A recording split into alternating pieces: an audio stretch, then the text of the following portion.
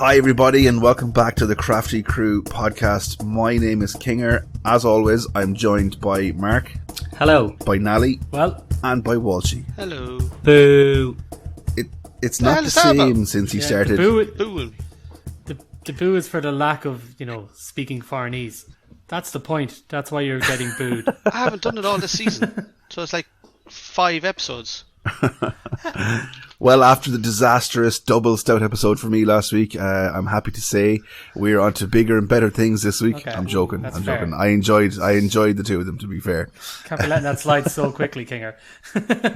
This week we are in Westmeath and Offaly with Seeking Sunshine from Dead Centre coming out of Westmeath, and we have Slieve Bloom Brewing Company's Rising Moon Berry IPA from Offaly. So that sounds like it's going to be a very interesting one. Yeah, I don't know the berry IPA. I'm kind of expecting some sort of like soury kind of vibe off it. Yeah. I'm not really sure how it's going to go, but I'm looking forward to it. Okay, so again, me and technical difficulties. I haven't much idea of who's telling us about what, but I'm going to guess that Mark is telling us about Dead Centre and Offaly, or Westmeath.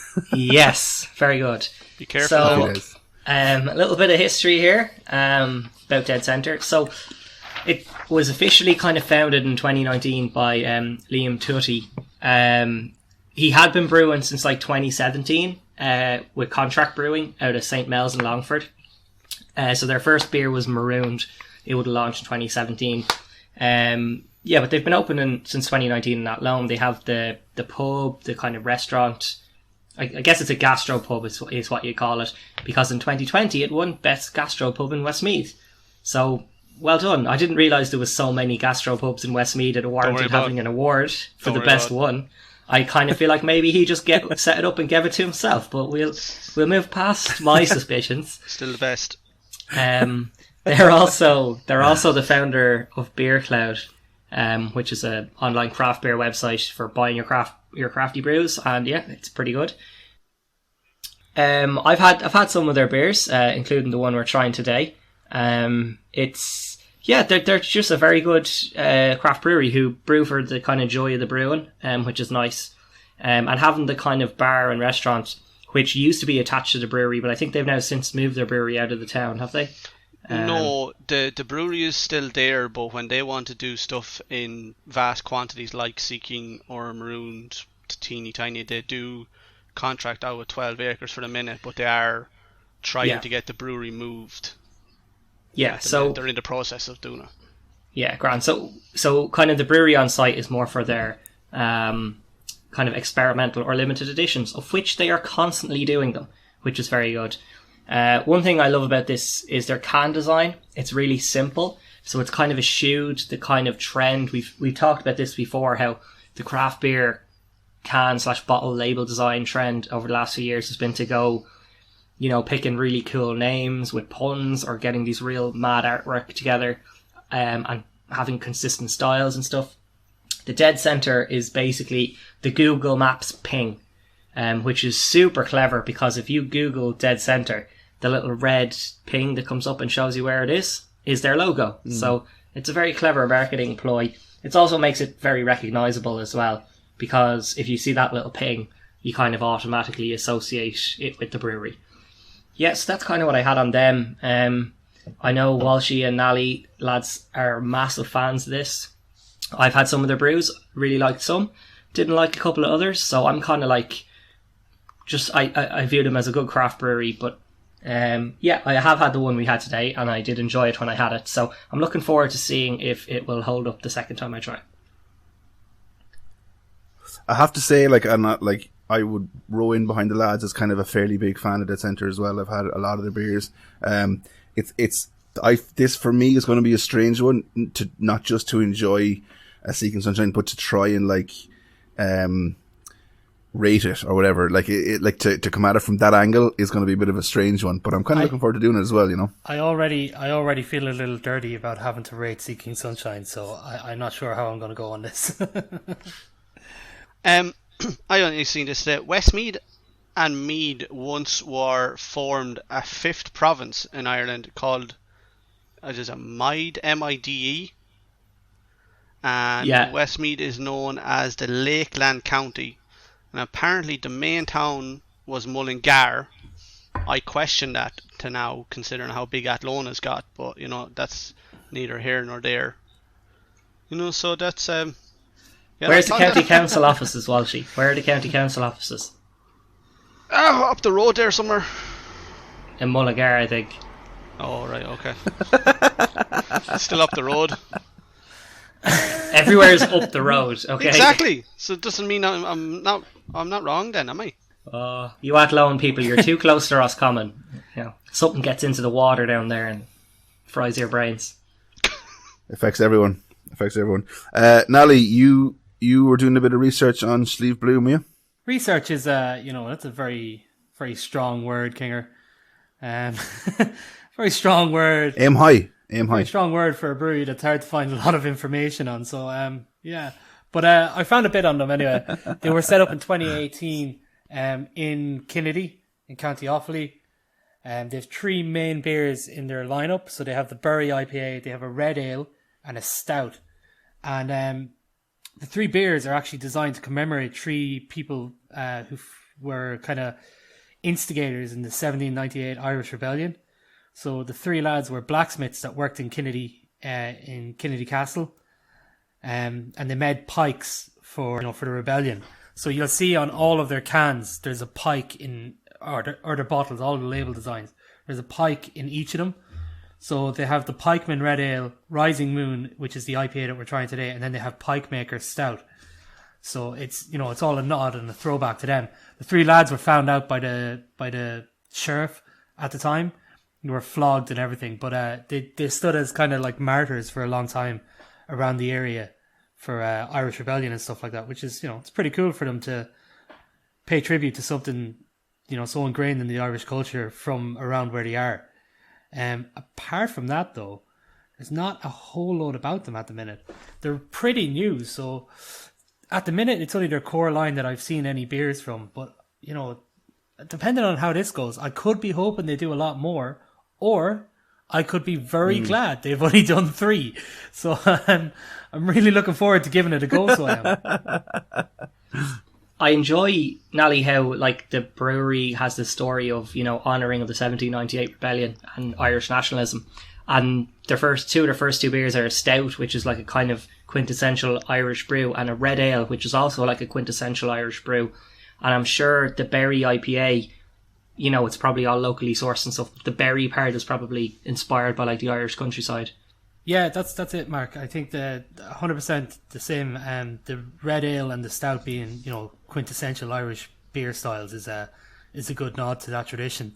The other thing that they have on it, last season, Mark, we talked about Hope Beer, and you were talking about how you like the stories they have on the side of the cans or the side of the labels. Yeah. So each of these have the little story about, whichever it is. So it's on the Berry IPA, it's Born in Rebellion at the side of it. So it's got a little story about the whole, what was going on at the time and everything. So, it's a good little read. See how it goes, and could be a good one. I'm really looking forward to trying it, Sam. Yeah, so one little nice thing we had last week was we were trying 2 stouts, which is kind of nice to have the same beer style.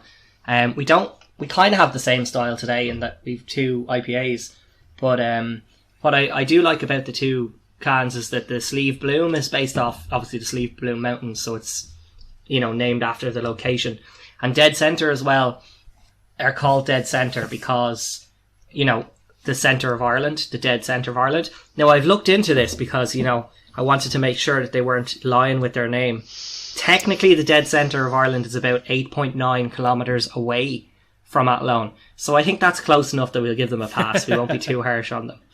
And also, the geographical dead centre of Athlone is Athlone Castle. So if anyone knows that, and that's directly across the river from Dead Centre's bar. And so I think they could put a brewery in a castle. Well, they should try. I mean, why they not? Should definitely try. Challenge. 100%. That is a challenge, isn't it? That would be class, but I don't know if the town would be too happy with that. I'm sure it'd be pretty historical if nothing else. Castles would have to have breweries, or you'd go mad. Yeah. Put you in monk's robes, Walshy, and then have you down there with your beard and bald head brewing. I was going to say I have the head for it. Yeah. Yeah, so instead of giving and saying it's a fact, because, you know, let's call a spade, they're outlandish and things that I'm pulling off the top of my skull at a stretch. So I'm like, from now on, in these kind of county names, I've decided that I'll come up with a little story behind how I like to imagine they came up with it. So for Offaly, I threw this together. All the people were randomly in there, and there was a group of them going, "Is there something awfully about this place?" And Jimmy, who was in charge of coming up with the name, he heard it in the distance, and we're like, "Do you know what? Offaly has a nice ring to it," and they came up with the name. And then people from Offaly, still to this day, when they hear the term Offaly, they were like, "That fucking Jimmy, fucking wanker." You know, they thought there was a bit of a gone offness about it, and then Jimmy, you know, not obviously being not the full shilling, you know, fucked it up for everybody. You have insulted Offaly people an awful lot there. My father's from Offaly. Well, I hope he doesn't listen to this podcast. That's all I can say. You can't talk about insulting anybody. Hey, I go after breweries, okay? I go after the big guys. I leave the little guys alone. And there's never been a littler guy than Offaly, okay? Or maybe Carlo. What did you say about Mead last week? Or Kildare? No comment. Or Wicklow? Look, the mountain people deserve it, okay? And I'll stand by that. Right, I think with that it's time to crack on with the first of this week's beer. So we'll be cracking into Dead Centre's Seeking Sunshine. The first thing I kind of noticed with this, guys, is it's when you first pour it, it's a super carbonated beer. That first 30 seconds out of it, you can see the explosion of bubbles before it kind of settles down with a nice thick IPA head on it. It's a nice light looking head, like there's lots of bubbles through it. It's not like thick and creamy like a stout, but it's reasonably sized. Yeah, it's a pretty clear beer as well. You know, it's not overly hazy or anything like that. It's kind of a straw colour, golden straw colour. But yeah, definitely not too hazy or anything like that. It smells, you know, it's kind of a Citra Pale Ale. Citra and Amarillo, I think it is. Yeah, Citra and Amarillo. Yeah. So it's fairly neutral, though, isn't it, for others of the style? Like, compared to some of the Citras you get are, you know, blasts. This is kind of more, you know, IPA. Yeah, subtle. Yeah, it's definitely not overpowering on the hop aroma. It is there, like, but it's not. You know, you're not getting kicked in the face with the smell of it. It is. It's pretty subtle, like you're saying.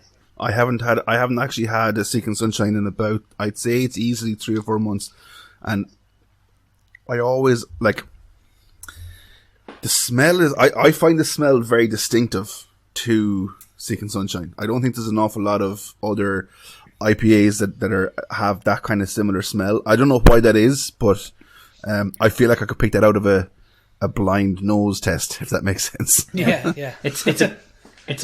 It's a pale ale, actually, isn't it? It's not. Is it an IPA or pale ale? I'm just after reading the back pale here. Ale. Yeah, pale ale. Yeah. Okay. We should just call that out so we don't sound like complete arseholes. In case anyone from Dead Centre is listening. Yeah. So, well, you see, going off what Kinger said, just is when he says that the smell is distinctive. A lot of them other citras, not bad or anything, but some of them I like Nally was kind of pointing out, that citrus smell, or say like a berry, for example, just because it's sitting, it could be a lot more stronger on the nose normally, whereas it's there, but it's not like, wow, they're after throwing in a full orange into every glass kind of thing, you know. Yeah, and I guess if you're somebody who loves the massive explosion of flavour and the kind of, you know, real play on the taste buds, maybe some of those other citrus will be a little bit more down your alley. Before we go any further, I want to call this out. So this is unusual in the podcast in that you guys have drank an awful lot of this beer over the last whatever amount of time. So this is like a regular go-to for you. So I imagine it's difficult trying to switch off your kind of just auto-consume function in your brain with this and actually analyse it critically. But I'm just asking that, like everything else, give everything the same chance. Yeah, fair. Yeah. Yeah, just a quick remark on that. You're talking about, I don't drink much of this at all. Just a quick remark on that, what you were saying about the explosion of flavour. I think when you're smelling it, it's not as strong as some of the other ones. But when you drink it, it's very crisp, so it is. I think it's really refreshing, and there is a good bit of flavour there. It's not it's not overpowering. There's a lot more flavour there than the smell would lead you to believe, is what I think. Yeah, that's fair. I would agree.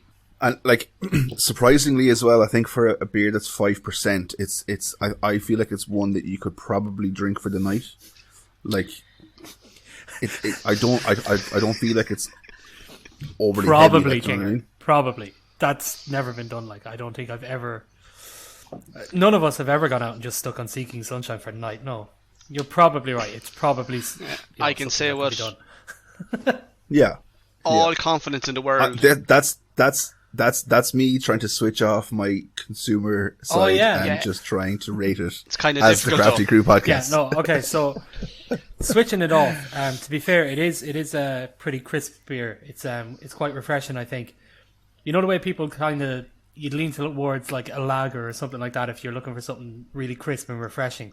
I think this on the pale ale side of it is kind of touching those notes, where it's if you're on a warm day, no more than the name says, Seeking Sunshine. If you're on a warm day and it's really warm outside and you want something it's pretty light as well, so it's not overly heavy. Some of the IPAs when they get juicy and stuff like that, some of those hazy IPAs, they can be pretty heavy as well. Whereas this is a pretty light beer. And the hops aren't too high. I'd say, it's middle in bitterness. It's, whatever, 50 IBUs or something like that. But it's not too bitter where it's going to crease you like a heavier hopped IPA. And it's also not really light with, a lager and stuff like that. Plus it's got good hops that, don't remind me of cat piss. So it's always a good win for any beer that does that. I think a little thing just to point out now, especially me and Ali are from Athlone, so we'd see it a lot more. There was only really Dead Centre and maybe one other place that had it on draft, and in the last while, a lot more places are actually starting to get this one in particular. One of their other ones marooned now and again, kegged and on draft, so it's a lot more accessible. Than just getting cans as well, which is grand going out because it is a very sessionable kind of a drink, So it's handy to be having all these pubs starting to get these things in to pubs on draft, Well, I think that's a good sign because no less than say something like an O'Hara's IPA or something. One of the hallmarks of a good kind of IPA or pale ale even from a craft brewery is making it accessible. And as Nally made with the point that it's kind of close to your crisp lagers and that kind of thing, maybe it's a more accessible craft beer for the people who don't really drink them much, so it can still perform well in a pub, because people who do maybe have a couple of pints of Heineken or they're like, I'll try this, it's not a huge step for them. It's nice. It's a nice little gateway drug like into the craft beer market, so it can kind of have mainstream appeal while also being a craft, a craft beer. Nally and Walshy, you guys might fill us in. I think you know the story about this wasn't really supposed to be the original recipe, or it was meant to be something else, and then they changed it, right? I'll go from what I remember. I could be slightly wrong, but I have a fair idea. So basically, Dead Centre have this other beer. It's part of their limited edition range. Sorry, Limited edition. So that's their, special ones. They're generally once-offs or seasonal beers.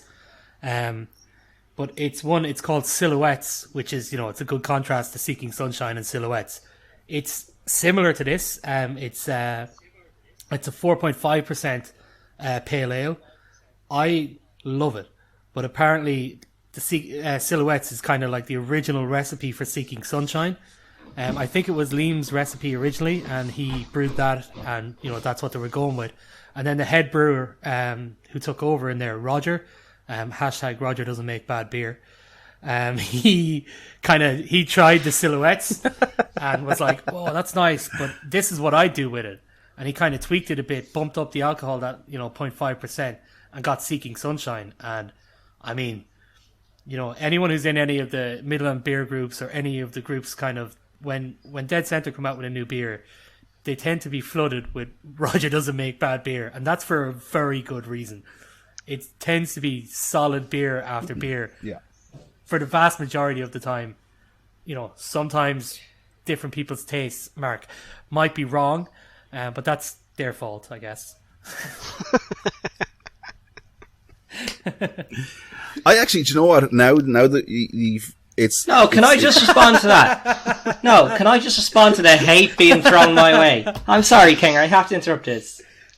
So I have had 7 dead centre beers, okay? I've had 7 different ones, and for the most part I've thought they've been very, very good, okay?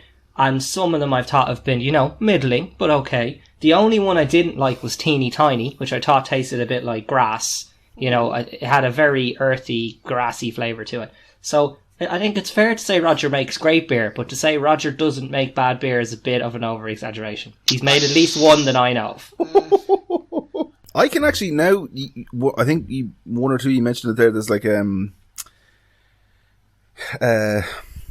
starting to, I can actually for the first time, like now that I'm drinking it and trying to actually think about it, there is like a lagery hint to this that I never picked up on before, which I think is very kind of interesting. I never noticed it before this. Yeah, I think it's very much the crispness of a Kinger, that it just dries out. So it dries out pretty quick, and it's so Maybe, sharp. yeah, So it is. Yeah. It's not like a regular IPA or pale ale where it kind of coats your mouth or anything like that. It's a really sharp burst of flavour, and it goes pretty quick then after.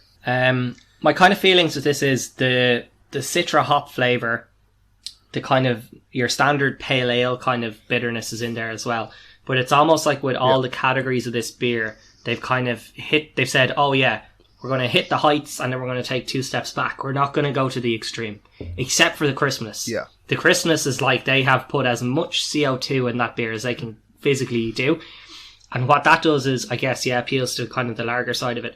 But it also means that your last mouthful is very similar to your first mouthful, which is not the same with a lot of craft beers. Because that crispness is so good, the carbonation is so good at removing the flavour, you're left with a consistent beer, which is a nice thing.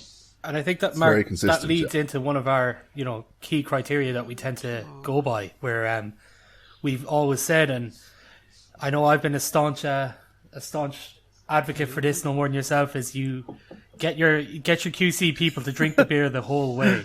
Stop taking 1 or 2 sips and telling us it's class. Finish the damn beer. And if a beer can stay consistently good from start to finish, it is a big thing, because it's hard to do. Especially with craft beers. I mean, it's one thing when you're doing it on like the scale of Guinness or Heineken or Carlsberg, where they're probably putting it into a feckin' 100,000 litre fermenter or something. You're going to achieve consistency by scale and mass. When craft beers are done, they're usually talking 35 litres would be big, So or 35 hectolitres, sorry, would be big. So so they need. It's harder to be consistent with a beer's life cycle. Just before we go on and actually rate this then, Walshy is doing his usual thing of being very quiet, but I feel like he's trying to go under the radar on this one. So, Walshy, what are your thoughts on this? Well, first off, you all kind of froze for me, so my connection was gone for a little while. So that's why I was kind of mainly being quiet. I only got back in there a minute ago. But it's hard. It's kind of, I'm finding it difficult to kind of come away from my, not necessarily bias, but considering off the fence. It's a drink that I drink very regularly if I'm out, and like I said, it's in a lot of pubs now that if it's on draft, I'm getting it regardless, and it's easily a drink that I'm drinking all night because I find it sessionable, refreshing. It has that bit of crispness in it that I just thoroughly enjoyed it, and it's just a nice tasting beer in comparison to like your regular stuff that you used to get, like a Coors, a Rockshore, a Budweiser, or something like that. I'll just say, you guys have emotional memories tied to this beer that I don't yet, because this is only my second can of it I've ever had. So I think we should preface going into the ratings with that. Not that it's necessarily going to affect you, but just for our listeners, there is a bit of bias here. But we're acknowledging the bias, which means it's okay. I think we should 100% agree with you, Mark. Definitely called it out up front. 3 of us have had plenty of Seeking Sunshine. When it came down to it, we got so just a quick we're doing the Crafty Crew road trip across the country, and we kind of split up the country and blah blah blah. I ended up at Westmeath, and it was very hard for me. Well, obviously you picked Dead Centre because it's the only one in Westmeath. But it was very hard to pick which beer to go with. So I went with the one that isn't my favourite dead centre beer, so I could be, somewhat impartial. However, it's still pretty hard to be fully impartial. Like, if this was marooned, there's not even a question on where it's going for me. But I'm trying to be as impartial as I can and to get one that's consistently available, because Seeking Sunshine tends to always be out there. So it's tough, like. Yeah. So I think just before Kinger brings us on to the rating system, we can summarise this as a really crisp and refreshing pale ale with heavy notes of citra, not so much in the odour, but in the taste. And it stays very consistent the whole way through. I kind of think that's where we landed with this. So Kinger, let us know what the Crafty Crew rating system is for everybody who maybe doesn't know yet. Although you should. If you're listening, you should know this. We shouldn't have to do this every week, okay? Yeah. Answers on a postcard there, people. Send them to. No, so the rating system, as always, is starts 1 out of 5 is unbearable. Have we had many of them? Craigies. 1. Oh, there was this rosé cider that I remember. Yes, okay, sorry, I keep mentioning that. Apologies. It Did got Shouting a and Strangers get? It was low. Yeah. I think it was booze. The other one that was low, the other one that deserved it, but I think it was on our first episode, so we were like, we can't give it an unbearable because it's episode 1. Was that Third Circle Trinity Pilsner? Retrospective 1 for me. But anyway. Okay. Yeah. Okay, so the less said about those two, the better. Yeah, just I have a court order. I'm not allowed to comment on them anymore. 2 out of 5 is booze. Booze. 3 out of 5 is just average, down the middle, just beer. Then it goes Brutiful, and then it goes Unbeerleavable. So who wants to start us off here? Mark? As the least invested person in the success of this rating, I think I should go first. I think, Mark, you should go last because I feel like the three of us might be a little biased. So by going last, you might be able to sway this into a more relevant, a more appropriate category. Okay. And do you get what I mean? Fair vote. Okay. Yeah, I get what you mean. All right, you guys fire away. I'll go last. Just because if all three of us happens. end up giving it a 5, you'll have to give it absolute muck to bring it down that far, and I don't, Yeah. For me, look, this isn't. I'm a fan of Dead Center. I know Liam. I used to work with him a couple of years ago. A bit like Nally, it's probably not my favorite beer from Dead Center. Like, I take nothing away from it. I think it's Brutiful. It does nothing wrong. It definitely doesn't deserve to be any lower than that, in my opinion. But they do have better beers, so I would say it's Brutiful for me. Yeah, okay, so I'll go next, man. And for a long time, this was probably my favorite beer. I really enjoyed it, and then it just kind of slowly morphed into Marooned being my favorite beer from Dead Center. But this is a great beer. This is a class beer. Do you know what this is really good at?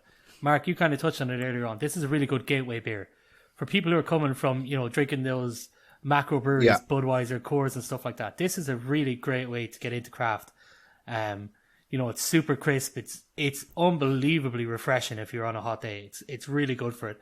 I really want to give this unbearable or unbearleavable. However, I feel like that's going to be a bit OTT, so I have to give it a Brutiful.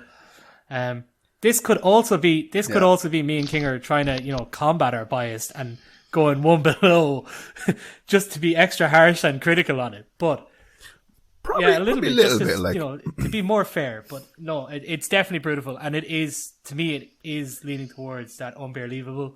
I do love this beer, but we'll go safe and we'll just call it a Brutiful. Jesus, calling a beer Brutiful is going safe. It must be good. Do you know what it is? Do you know what it is? The thing about it being a great gateway for someone getting into craft beers is it's an inoffensive beer. I think there's like it doesn't try to be something that it's not, or to step outside of its kind of lane. It does what it's supposed to do, and it's great at it. I think that's what makes it so sessionable. Do you know what I mean? So yeah. Walshy, are you going to be able to give this anything other than a unbelievable? and obvious. No, I look, in fairness, I am trying to look at it now. I like my Citra Pale Ales in general. They are one of my top ones, next to one or two other types. So I do really enjoy them.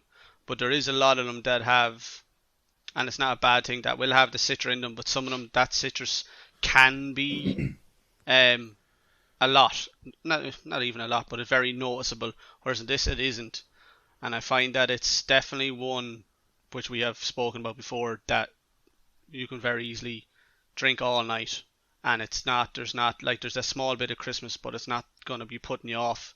So for me, and look, there's obviously going to be a bit of bias in it, and I trying to not take that into it.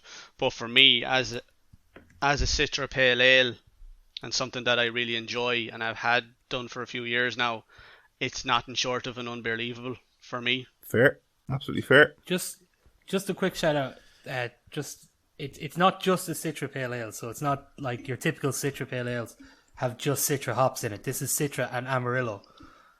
But it is very citrusy. It's very citrusy because Amarillo, Citra is kind of like a lemony flavor, lemony smell of a hop, and Amarillo is kind of like an orange type thing. So it gives it that very, citrus fruit flavor.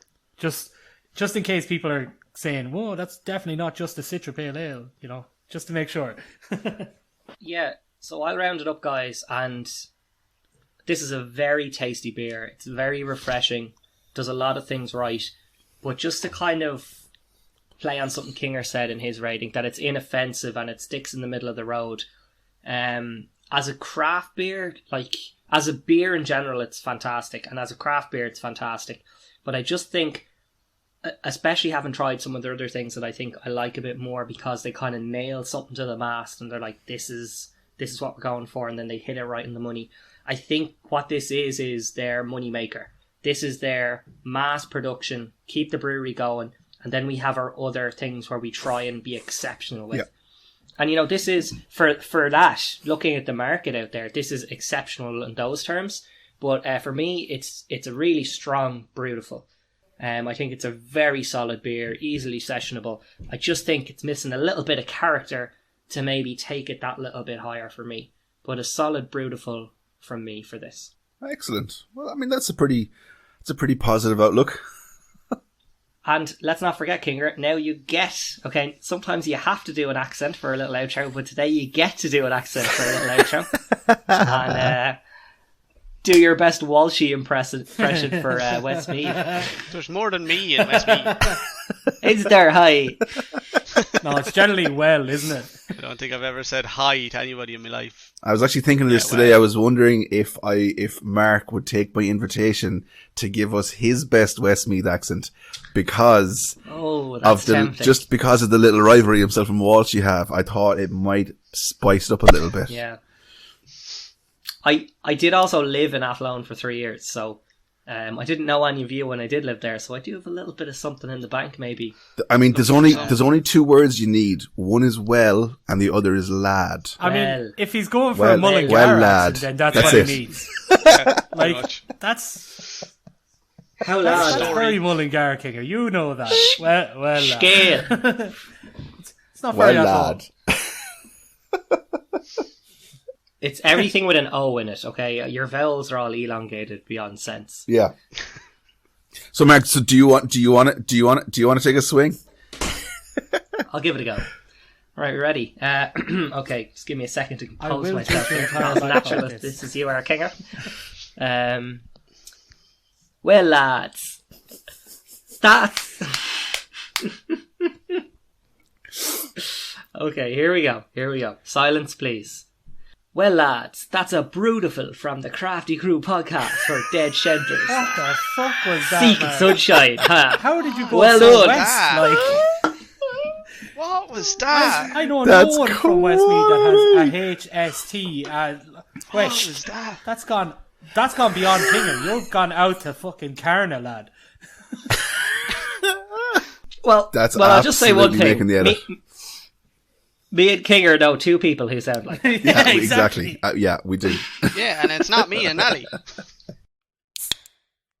Moving on, it's time to go to Offaly and Slieve Bloom Brewing Company's Rising Moon. So, crack them open, lads.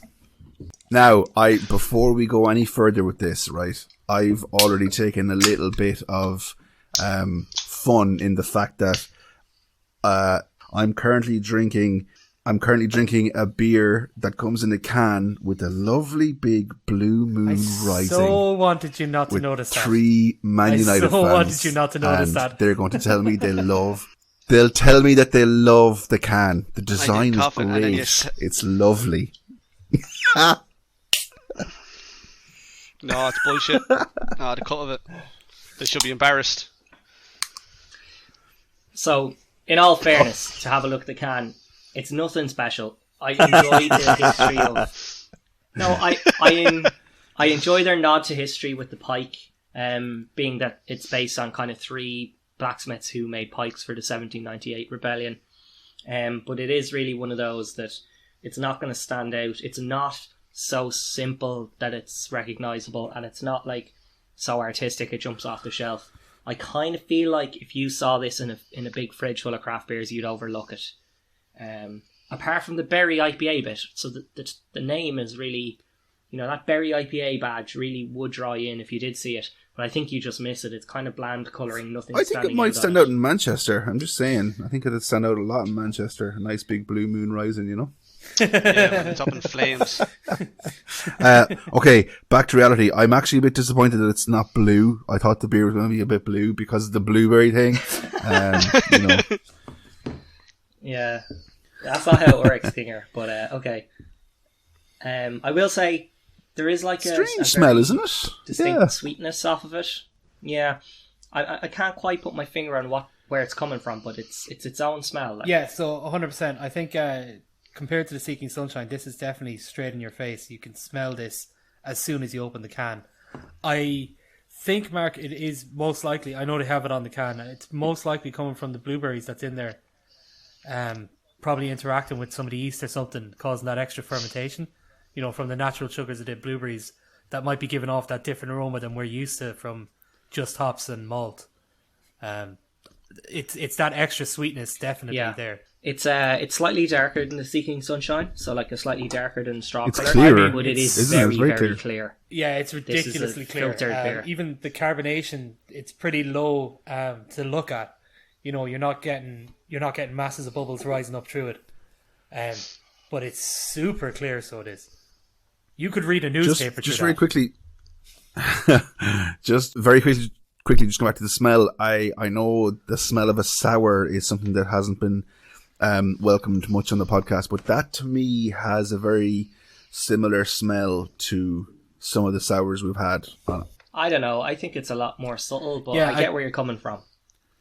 I can get a touch of what he's referring to, alright. Yeah, I think that's probably the sours that we've had, Kinger, tend to be fruited sours. Yeah. So they have that kind of fruity notes in them, fermented with the fruit in them as well, so yeah, that's probably where it is, because it's the Bury IPA that's coming through as well. But yeah, I definitely get what you mean. But as Mark said, it's way more subtle than, with some of those sours that we've had. And, definitely more subtle than Founders Green Zebra Feet Sour. Moving on to the kind of mouthfeel. As you said, Nally, the carbonation looks a bit low, and it certainly comes across with the mouthfeel. It does leave a little bit of slickness on your tongue. So it's probably a little bit lacking in that for an IPA, or from what I'd expect. Now, that's not necessarily a bad thing. A beer like that carries a really delicious flavour, that can enhance, but for me, it's kind of a bit bland, and it's leaving a kind of slickness on me that I'm not super impressed with. Yeah, I think it's been mentioned before in the podcast. I can't remember what beer it was, like a waxy kind of a coating or something. It's that kind of. I'm like, obviously the more I do the podcast and taste different beers, I'm starting to like really understand how the carbonation affects the taste of a beer and whatever. The fact that this isn't, there's not a lot happening even in the glass. Like, it is quite flat looking. But it leaves the taste on your mouth a bit too long, maybe. I don't know. Yeah, the carbonation isn't there to like cleanse your palate from it that you'd usually get with some of those IPAs. 100%, Mark. It does kind of have. It's not fully waxy, but there is a slickness there. It's kind of like almost oily. Like a good in between water and wax being kind of an oily kind of sensation on your mouth. where it's not fully clogged ending up, but it is Yeah. slick. Like, It's not so the sweetness that I got with the smell, it's a similar, like I'm trying to say it's a similar sweetness in the taste, but No. I'm not getting anything in the taste. This is just bland. It's like drinking, I don't know, not water, but it's really hard. There's no flavor profile for me here. I don't have anything to go on. I can't even get like a maltiness or a bitterness. Maybe a bit of bitterness. That's about it. But I was going to say, I think the big thing that you kind of get from this is there's a bit of bitterness at the end. You know, after you've drank it, there's something at the back of your tongue that's kind of, there's definitely a bit of bitterness there, but it's not super flavorful. There's not a whole lot going on. I know actually just in Seeking Sunshine, we kind of said that it wasn't something that kind of stands out in any way. However, they did it right, where it wasn't, you know, something overpowering or anything, but it was still packed with flavour. It just wasn't anything either side out of the norm. Whereas I don't think they've pulled it off here as well, to put it mildly. yeah, well, I think with Seeking Sunshine, it's a Citra pale ale, and the Citra notes come through. Maybe they're subtle, maybe they're middle of the road, whatever, but it is kind of hitting its style, just in a kind of small way. This, as an IPA, you expect a big hop profile, bitterness from that. We're getting hints of bitterness, but in terms of a hop profile, like, I don't know, Nally, you'd be more experienced with brewing materials than me, but what's the hop that tastes like nothing? Because they've obviously used that here. The fabled neutral hop. I am like, one of my big gripes on the podcast is when a beer says something on the can and then doesn't deliver. Like, this says berry IPA on the front of the can, and I'm expecting like a bit of a flavor overload, and like that will really come through. If I gave a glass of this to someone and said, tell me what flavor profile it's supposed to be, if they could tell me from that taste, I would be absolutely mesmerized. There's nothing coming through there, really. Yeah, is I there? was going to say the same. It's weird, right? I don't get any resource of a berry at all. I get the bit of bitterness, but that's more or less it off it. I am the same as you, and I think we're all the same. As if it says something on a can, even if it's not as, I don't know, loud as it probably should be, if it's still there, you're like, okay, it is saying what it's saying, regardless of how much, but it's still there. Whereas this is saying berry. There's no berry, or I'm certainly not getting any taste of any kind of a berry. Yeah, no, I'd agree with you, lads. I mean, just like you're saying, King, if you put that down in front of me and said what kind of flavour profile it's going for, I'd say it's kind of maybe trying to get an old school West Coast IPA, that kind of more, you know, piney type of flavours. Yeah. It's not really floral. It's not really citrusy or anything like that. It's not juicy. It's, you know, a bit piney, I guess. Just because, you know, that piney kind of flavour gives you that bitterness a lot easier than trying to make it with more citrusy kind of hops and stuff. So I think it's probably that kind of way, but definitely can't get anything from the berry. The smell when we first opened the can, there was definitely something there, but for me it hasn't translated over into the flavour. Yeah, I'm just nearly finished this now, and the lack of crispness means that oiliness is getting worse and worse, and it is kind of leaving a resiny, piney flavour behind towards the end of the beer. But, you know, like, that's just a standard IPA. I mean, these days everything's going into little niche markets, so yeah, okay, if you want to go for your piney IPA, that's fine.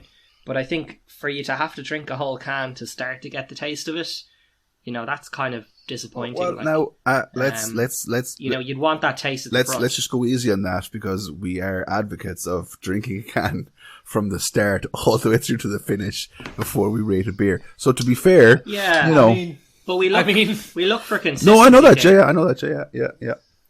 to be fair, there's not much left of mine, like, and it doesn't deserve a swamp. Like, it's not good enough to swamp, and it's not absolute muck either. Like, I mean, I think one of the things we say drink it the whole way through is that beers can have this really brilliant first impression that disappears very quickly, or disappears over the drink, and that's disappointing, and that's showing like that. Well, the real flavor profile of this isn't as good as the initial outlook, and then some beers are consistent and some beers get better. Yeah. But this, I'm not saying it's getting better. I'm just saying the taste is coming towards the end, but that doesn't mean it's a better taste. Okay. Yeah, 100%. It is sticking to the principle though that once you get down near the end, it hasn't stayed consistent the whole way through. It is a different kind of flavour when you get near the end. Like, for example, some of those beers that we've had where we've had one or two of those the sour that we had, Green Zebra, Mark, at the start you were a big fan of it. Yeah. A big watermelony flavour. All about it, yeah. And then when it got near the end, not so much. And then Kinger, you were kind of similar with one of the stouts we've had, Millionaire by the Wild Beer Company. Yeah. At the start, you were like, "This is way too sweet. This is salted caramel. This is horrendous." And then we got to the end, and you were like, "Actually, Sweetness lads, really came through for there, a yeah. stout. Yeah. This is pretty decent." Like, so this I think is more on the Green Zebra side of it, though. I don't think it's helped itself the whole way through. Yeah, I would agree with Janali. Kinger, will we romp our way into the ratings here, will we? Can we get Walshy to call out the rating system? I don't think he's called it out yet. So I'm game can we for make him that. For a good reason. Right, we start off at a bottom tier of unbearable. We go to a flat out booze from there. Booze. And a good steady just beer. Into a nice tasty Brutiful.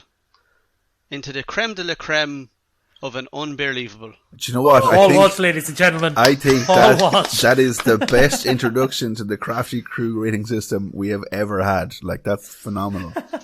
I think Ye all expected me to absolutely bottle that. So I will expect your apologies via email, post, pigeon, whatever way suits. It's probably pigeon and moat, so you know whatever way is handiest for you all. I'm from Galway. I couldn't give a shit, was he? Well, you live in moat then. I'll start this He's off, from right? Galway, just like Mark's accent earlier. Was that even Galway? Certainly more West than Westmeath. No, Scotia. I'll start this off, right? And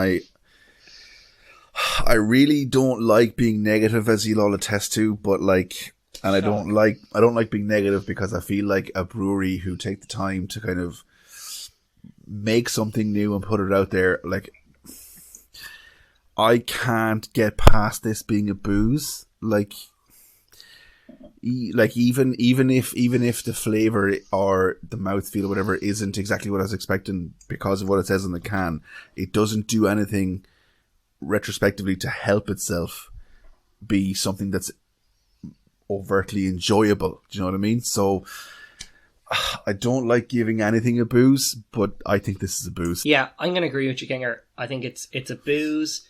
It's not an unbearable because you can drink this. Yeah, you can. Yeah. What makes it a booze is that they've said berry IPA. They've given you this kind of expectation.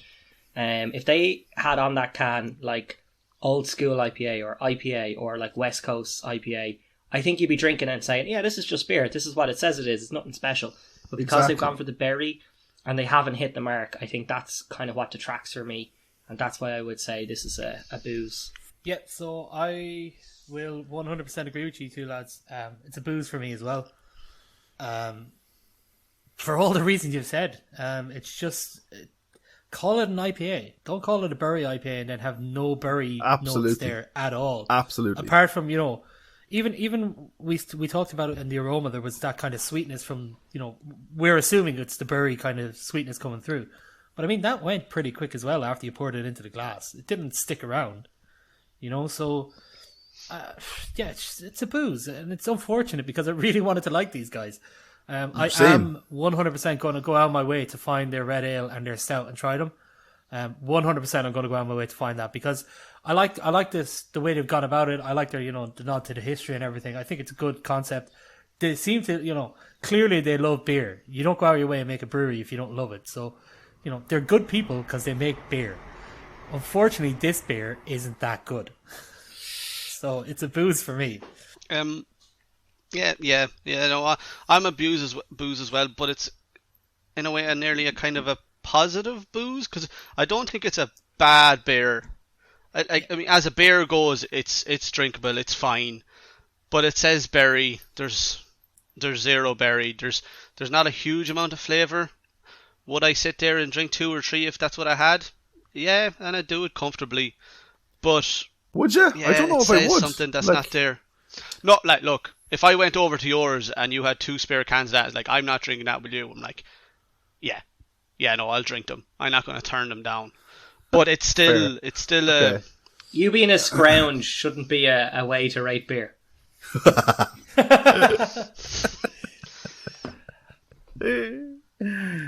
But yeah, so I just a quick one on what Walshy said there, and I think the 4 of us agree on this. I think if they called that just an IPA, man, every one of us would say that's just beer. It's right down the middle. It's solid, absolutely. just a good, decent can. It's just the fact that they've labelled it as a Bury IPA, and none of us have gotten anything apart from the initial pour and that initial burst of a bit of a Bury smell.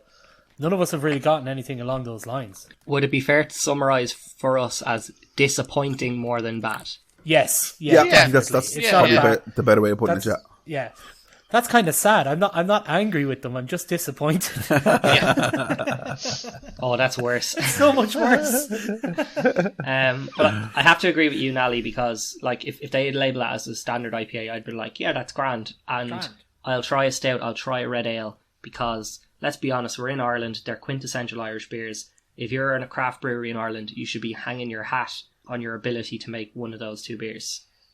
You know, because that's your culture, like where you come from. Maybe you've never had one in your life, but if you're going to brew red ale in Ireland, you fucking damn straight better get it right.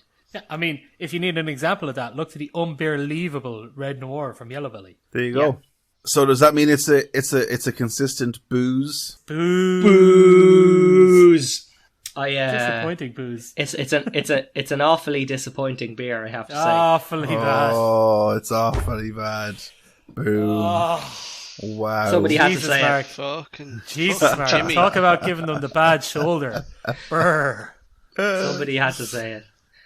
Cold shoulder. Okay, so I think Kinger, I've done my part for this episode, so you're going to have to take this final one. So Kinger's going to give us his best outro for Slieve Bloom's Berry IPA, Rising Moon, with his best Offaly accent. So from what I remember, I have relatives in Eden Derry, and they're very flat. They're very flat altogether. Like they're. So the Crafty Crew podcast are given Rising Moon from Slieve Bloom Brewing Company a booze. Booze. Christ, I like that. Forgive me. So lads, what do you think Eamon Dunphy's favourite moment of the Euros so far would have Oh, been? fuck off! I'd say it's probably... So as the lads get distracted by Eamon Dunphy once again, I'll sign us out. Next week it's Tip and Kilkenny. So until then, it's a goodbye from Nally, goodbye from Mark, goodbye from Walshy, and from myself, Kinger. See you next week. You know as much about football as hair as you had on your head. That's how much you know about football.